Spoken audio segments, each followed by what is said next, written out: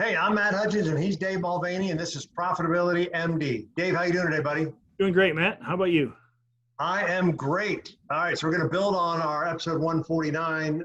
This is called episode 150, using powerful offers to increase your sales. We talked on the last podcast about increasing your sales using risk reversals. So using that concept of risk reversals, now we're trying to create powerful offers, irresistible offers, make it no-brainers for people to do business with you.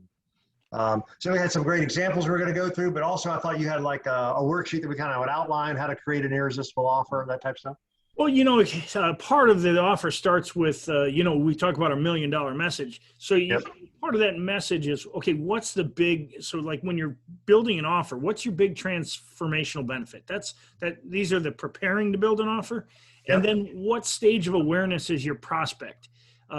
Because your prospect is, let's say, they're really four stages. They're oblivious, they're pondering, they're engaged, or they need. Like if if your skin is breaking out, you're in need to get that fixed right now.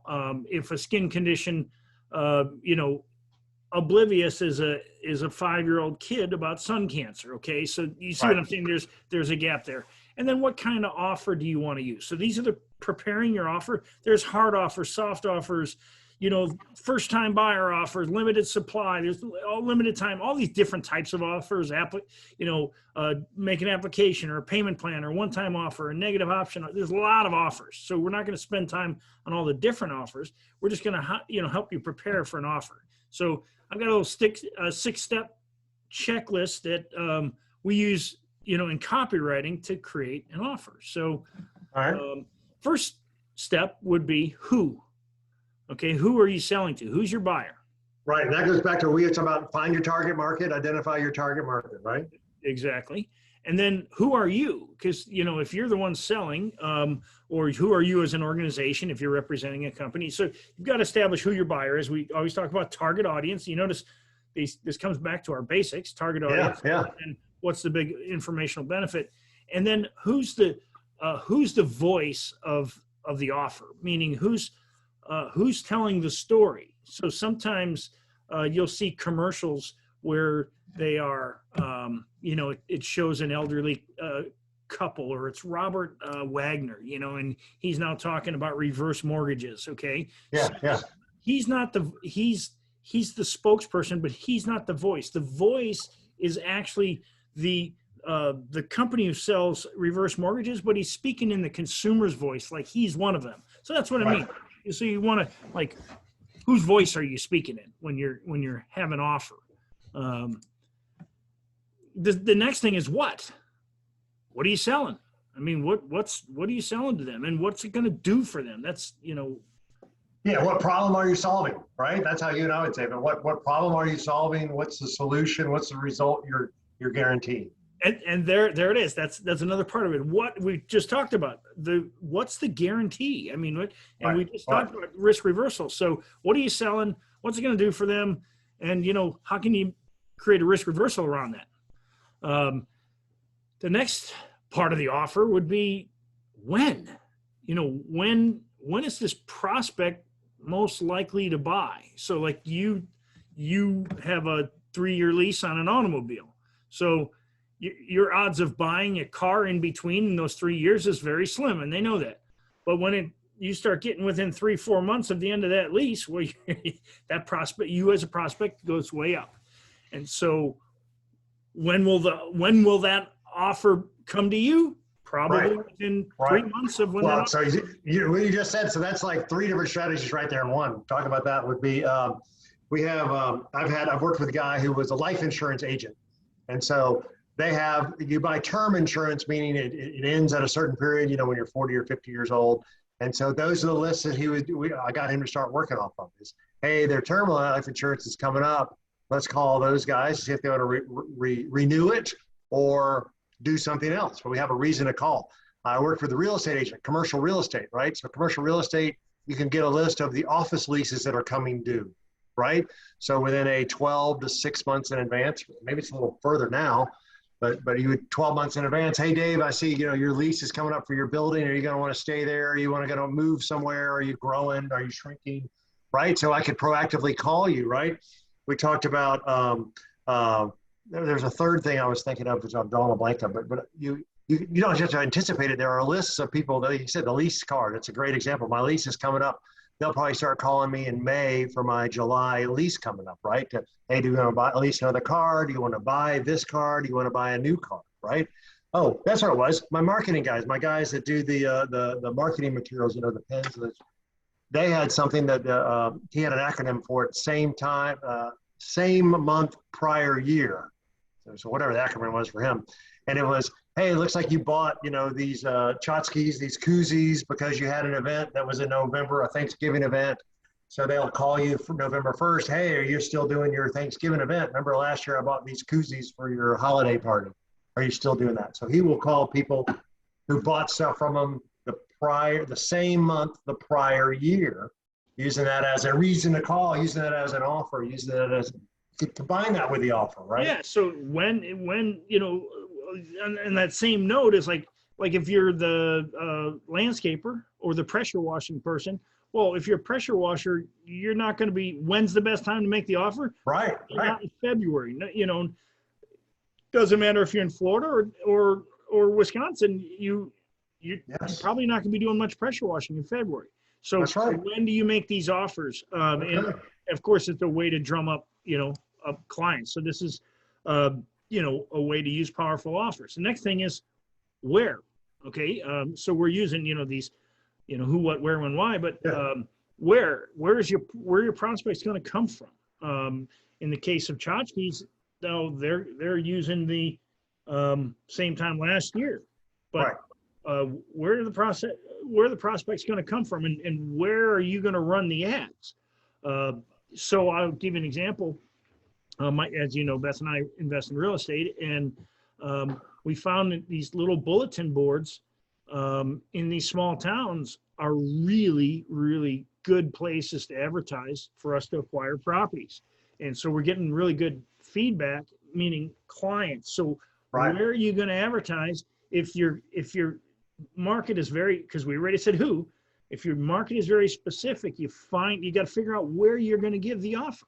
And what are they going to get? Where will these deliverables be? Like if Lexus offers you a new car, where are they going to deliver it to you? Are they going to bring it to your house now because of the COVID things? You mentioned something about COVID before the call that you had to think. But where is this deliverable going to happen? Like, where is this offer going to happen? Is it going to happen on the car lot? Hey, we'll come to you. You got to find out where you're going to make this offer. That's pretty cool. Was there one? Were I missing one more? Is that it? Oh, there's then the next. Well, there's two more. Next one is why. Okay, why is this offer right? Why is it right for your buyer?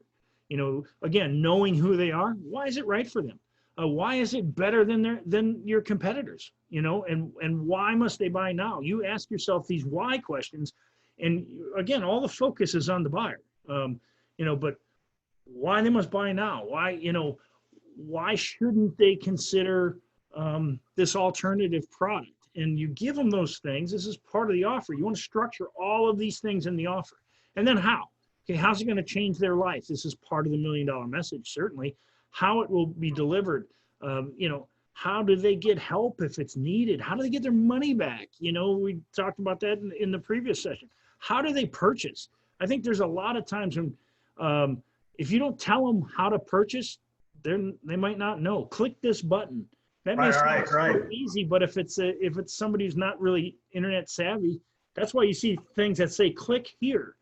I'm going to give you a funny example of when this is probably 2005. So the internet was still pretty new, and I had a distributor, and I kept saying, click on the screen, click here.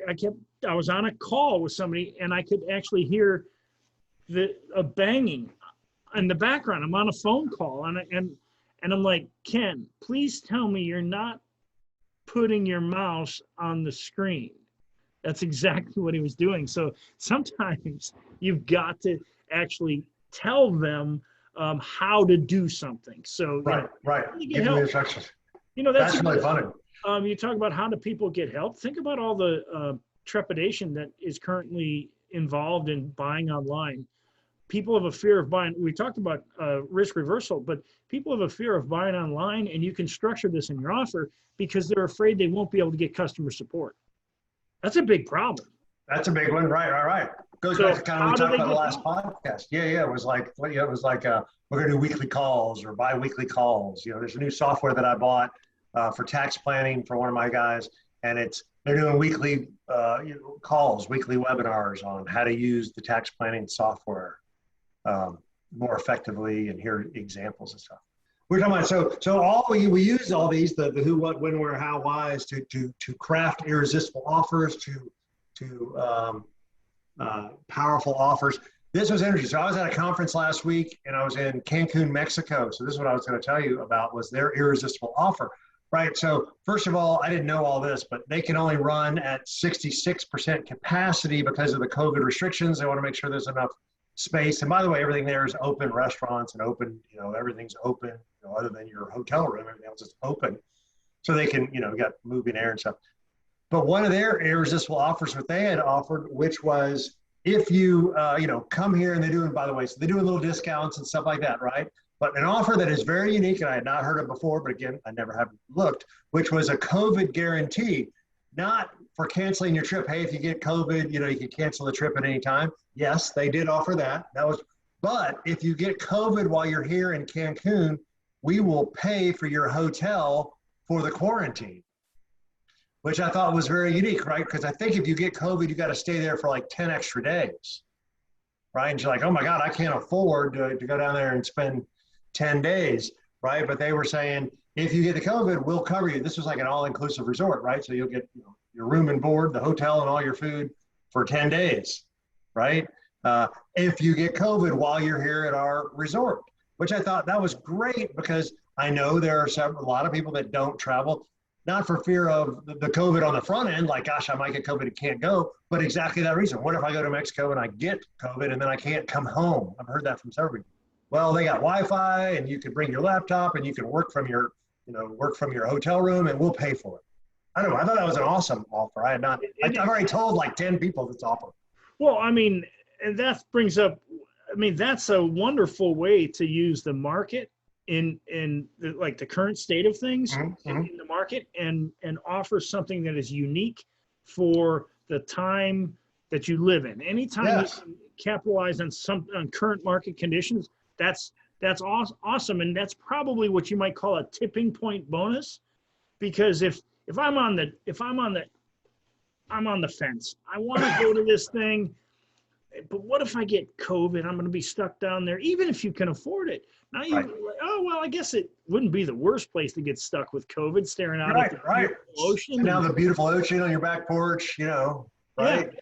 So I thought that really caught my eye. And like I said, I've only been home. I was at this conference, and I've only been home a couple of days. I swear I've told 10 people that offer. And now I feel like Clark Howard, right? To Clark Howard and what's the other guy's name? Dave Ramsey. It's almost like, well, heck, we should all ask for that as a guarantee. Well, if I go to XYZ and I get COVID, can we could make payments for me to stay there for the extra 10 days. Like that. Now I feel like Clark Howard, we should ask for that. Well, and it's funny, that's another thing is, are you selling what people want? So apparently you wanted to be at this event, and there are probably people who wanted to be at the event. So are you selling them what they want? Well, what do they need? They need this guarantee so they don't have to pay extra. That's what they need. So sell people what they want, because people only buy what they want. Give them what they need. And so that's the offer, is providing them what they need, is this assurance that if I get COVID, I'm not going to get stuck here. It's a great offer. I like it. So no, I thought it was a great offer. But going back to the irresistible offers and stuff like that, even we were talking about Uber before, and how convenient Uber was, as opposed to calling the taxi and waiting on your phone. Now it's an app, and we can just sit here. But even that, like now the irresistible offer is, I've got a driver that will pick me up for the same price as Uber, and I like that better, to take me to the airport, because it's the same price as Uber, but I know you can do Ubers in advance, but I don't have a full faith that Uber's going to really pick me up at 5:30 in the morning when I'm trying to catch an early flight. But I have faith that James will pick me up at 5:30 in the morning, right? Yeah. And so at same price, it might be a little bit more. I can pay a little bit of a premium, right? So now you're getting where Uber, how can you increase or make it more convenient? What's an irresistible offer? I'm going to be as Uber, but better, right? Uber was better than taxis and calling and waiting, and now it's instantaneous. But even instantaneous, peak times, it's hard to get a ride, right? We've had the World Series here in Atlanta, right? And I've heard nightmare stories of people waiting for their Ubers for like an hour after the game. You know, the game's over at midnight. You're waiting till 1 o'clock to get your Uber. Wouldn't it be better if you could walk 1 block and James would pick you up, right? And there's no waiting for James. Now, maybe you pay, well, all the surge pricing with Uber, it probably is the same amount, right? So like you said, almost think of your irresistible offer of how it fits in the environment. That's what Uber was so transformational, was an instantaneous ride. But even Uber now, there's something more convenient, right? You got a lot of these people that are turning into private drivers who can pick you up from the World Series and drop you off from the World Series. That is more convenient than Uber. Yeah, but yet Uber is still, I mean, their offer is still great. Still great. But the offer, you know, one of the things about that you can always add to an offer is make sure it's crystal clear. Right. You know, like what's crystal clear to you and with James is James will be here on time. That's crystal clear. Right. It's not crystal clear with Uber. It's okay. I click on my phone and I might. Right. That's not crystal clear. If might is included, then, but James is consistent. You might think, well, I'll pay a little more for James because I want something. I need this time frame locked down at 5:30, and that's good. Right. And then it goes back to irresistible offers, though. It doesn't have to be, you know, we've used this before, you know, don't call me if you want the cheapest kitchen, call me if you want the best kitchen, right? So your offers can be, you know, the highest quality guarantee.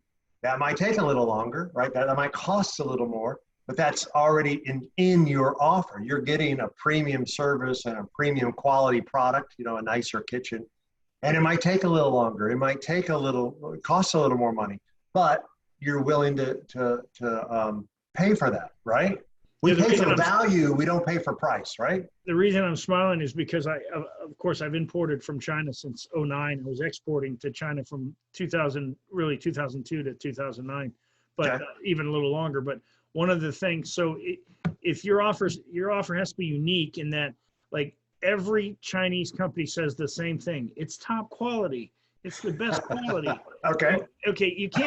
Everybody can't be the best quality. Your offer has to be unique enough. That's why we said who your buyer is, who, what, where, when, why. I mean, you got all these things and make it crystal clear to your audience, but it also has to differentiate you from your competitors. If everybody's top quality, then there is no. It sounds the same, yeah. And there is no difference in quality. Even though yours could be better, you've got to tell them why yours is better instead of saying it's top quality.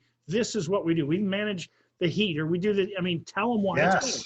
Yes, we talked about that before, and actually this just came up with one of your materials might be, you know, we talked about it before. Joe Polish, you know, educating you on the carpet cleaner, so he would send you how to choose a carpet cleaner guide, right? So when you're looking for a carpet cleaner, you're looking for these qualities, and oh, by the way, I have all these qualities, right? So yeah, so that's an easier way to make an offer. Is also, you know, we offer all these things. Do our competitors offer all these things? We talked about contractors before about, you know, we're bonded, we're insured. Not all contractors are. You know, we give you a sub-lien waiver, you know, meaning that you're not going to have to pay somebody on the project because we've paid them all. We've got them to sign a lien waiver, right? You may not even know what that is, but if you're an educated, you know, buyer, you might say, oh, that's what I want. I worry about some sub coming back and suing me because the kitchen counter, but then the contractor hadn't paid him. So I need guarantees against that. So again, knowing you her consumer are, you can use that almost as a comparison shopping. We are better because we do this and our competitors don't. You know that. Most of the time you know that. When you look at a competitor and you versus competitor, you know what your competition does that's good. You probably know what they do that's a little shady or shoddy, right? And that's a great offer, is that we do quality work. How do we know it's quality work? Because we do this, this, and this. Does our competitors do this, this, and this, right? Create the checklist, create the comparison. Give the consumer the comparison checklist, right? Because if not, that's when they compare on price, right? I can do my landscaping for $100 or for $90. I'll go with the $90. Unless, you know, the $100 includes fertilization and aeration, and we switch out your flower garden around the mailbox every 6 weeks, right? Now I'm willing to pay. Oh, that's worth it for $10. What do I get for $90? Just mowing the lawn. Exactly, and it's the lawn guy. Think about when you were talking about that. We do the bushes. That could be something so simple. One simple statement. You mentioned that on your guy. XYZ Lawn Service. We do the bushes. There's how many cleaning services say we don't do windows? Remember that was a big thing. We don't do windows. Yeah. And then you started to see some that would advertise we do windows. Right. So because that was what made them different. They didn't say anything about how quality their cleaning was. It was we do windows. And so they were different, and different is better. Part of offers is being different. And different is better. And we've talked about that too. The other types of offers are going to be, like we talked about, your process, your procedures, right? So again, different is better, right? We have a 10-point check system when installing your roof. We have a 10-point check system when cleaning your house, right? Probably everybody has some sort of stuff they make sure is done, but because it's like you're talking about naming your product or naming your service, or the gold services guarantee, we guarantee we're going to do these 10 things and we're going to check them off. You could have the gold services guarantee for roofing, for landscaping, for remodeling the kitchen, right? And if your competitors don't have that, you look better. It's a better offer. It's a better perceived value, right? Gosh, he's got, gold medal services that are redoing my kitchen. The other guy just redoes the kitchen. Yeah. Right? Yeah. And so you've got, now there's different types of offers. Like you have a hard offer. Okay, it's $99. That's a hard offer. But then there's a soft offer. Well, you can try it now and no payments. There's so many different types of offers. Yes. If you're you're trying to get new customers in a new subdivision, hey, sign up now, and as a new customer in this area, you get this one-time, they call it a charter offer, one-time limited price for life. Right. And then there's always the limited supply. Scarcity. What kills me. Come on, this is something that bothers me online is the Zoom meetings where seating is limited. How do you limit seating on a Zoom? It's it's unlimited, for God's sake. What are you talking about? It's unlimited. However, if those who use GoToMeeting, which isn't as big as it once was, GoToMeeting actually had limited seating. You'd only have 50 seats. And I know Zoom is somewhat limited on the free version. Certainly on the regular version, I think it's limited to 100 seats. I'm not even positive after COVID if they even limit it anymore. I don't even know. But limited supply or limited time offers. Well, and that's it. So, right, and you could use that in both ways, right? So you could use the limited offer in the sense of, hey, I'm going to offer the next, 5 of these at $99 or $100 or whatever the number is, right? A limited offer. Or the complete opposite. Look, I've only got 5 spots left, so I'm charging $1,000 because I've only got 5 spots left. You could actually do the premium pricing. We're only taking on 5 more guys this year. We're only taking on 5 more people that I'm willing to do this for, right? So you could use the scarcity and the exclusivity to increase your prices as well as entice them to join. It could be. I just hired a coach, and he only takes 2 personal one-on-one coaching clients at a time. And there you go. And for that, he could charge a premium. He does charge a premium.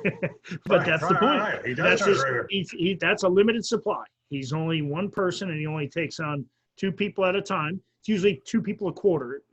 So you're in the program for a year, but there's a very limited supply. Taking 2 new people because the first 90 days, anytime you're in one-on-one coaching, the first 90 days is probably more intense. And so that's a really limited supply type thing. Or you have a one-time offer. I just got one today in the email. Okay. I just read it. It's a perfect example of this person who sells how to buy businesses. Okay, and his thing was buy my course, and it's $9.97 today only. I think his course is normally $29.97, but this one-time offer. We're trying to drum up money. They're not saying that, but they're putting out something that.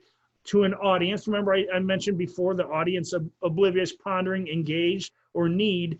Certainly engaged, they know I open their emails, so I'm an engaged audience, but I haven't bought yet. So they're like, hey, we're going to throw this one-time offer at at that engaged audience, see if we can pull some of them in. So I mean, there's so many different ways you can structure offers to make them super powerful. I mean, that's what we're trying to show you in 2 episodes. One is eliminate risk, and then 2 is to get the offer just right. Because once you have these 2 things right, all the rest of your marketing actually becomes a whole lot easier. I mean, we always talk about it falls right into place. Yeah, we always talk about the fundamentals, right? Yeah. Who's your target audience? What's your $1 million message? Your unique selling proposition, your $1 million message. And number 3, what's your irresistible offer, where you can make it the biggest no-brainer of the world. Last episode, we talked about risk reversals. How can you use risk reversal where it's risk-free to the buyer? How can we make an irresistible offer, like we said, guaranteeing the results? How can we make an irresistible offer because we're solving the problem we know they want solved, right? And if you get those right, like you said, then your advertising and your marketing is just derived from those 3 things anyway, right? Then it's a matter of, do you use Google? Do you use YouTube? Do you use Facebook? Do you use email marketing, right? But it's the same message that would happen all the way across. I've got a group of dentists that we're starting to work with out in Oregon, and it's the same thing. What do we have to do? We got to find out who's their target market, what's their $1 million message, and what's their irresistible offer. Why would you use them to come? And it's specialty dentistry. So for their special need, why come to us?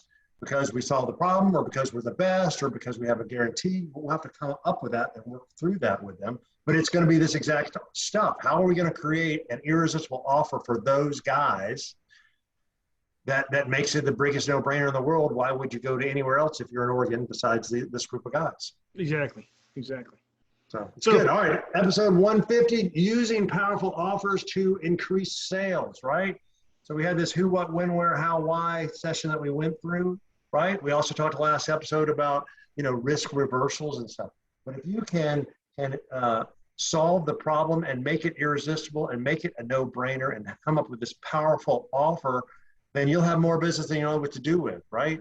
And that's what we're trying to do. That's the kind of stuff we talk about with our mastermind group and our coaching group, which is, what are some irresistible offers? How do we create or craft an irresistible offer? How do we get more money into the business, right? That's what we talk about. Matt at profitabilitymd.com, Dave at profitabilitymd.com, if you're interested in that.